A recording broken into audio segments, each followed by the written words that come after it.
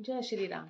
जब श्री कृष्ण ने माता देवकी और वासुदेव को कारागार से छुड़वाया, उस समय उनकी उम्र 14 वर्ष थी। माता देवकी ने उनसे कहा कि पुत्र, तुम तो सर्वज्ञ हो, सबको जानते हो, स्वयं भगवान हो, तो तुम तो हमें कंस के अत्याचार से पहले भी बचा सकते थे। फिर आप तुमने इस कार्य को करने में इतनी देरी क्यों कर दी? तब श्री कृष्ण ने कहा कि माता, आपने भी तो पिछले जन्म में मुझे 14 वर्ष का वनवास दिया था। ये बात सुनकर माता देवकी आश्चर्यचकित रह गई और उन्होंने उनसे पूछा कि मैंने तुम्हें वनवास कब दिया? तब श्री कृष्ण ने कहा कि पिछले जन्म में मैं ही तो राम था और आप माता कैकेयी थी और आपने मुझे 14 वर्ष का वनवास दिया था। ये बात सुनकर माता देवकी ने कहा कि अगर मैं पिछले जन्म में कैकेयी थी, तो यशोदा कौन थी?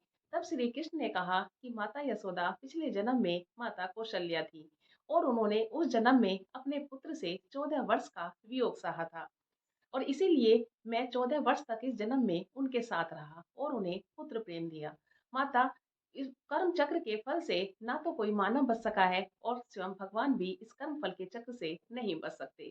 कहने का अर्थ ये है कि अगर आप कुछ भी किसी के साथ गलत करते हैं या शत्रुता निभाते हैं, तो उसका परिणाम आपको भुगतना पड़ता है। हो सकता है इस जन्म में कम भुगतना पड़े, परंतु अगले जन्म में अवश्य भुगतना पड़ेगा और हो सकता है कि कई जन्मों तक उस शत्रुता का या उस गलत कार्य का या पाप कर्म का आपको फल भुगतना पड़े। इसलिए जो भी कीजिए सोच समझ कर कीजिए, क्योंकि कर्म फल के चक्र से ना मानव बच सका है और ना ही भगवान बच सके हैं। राधे राधे।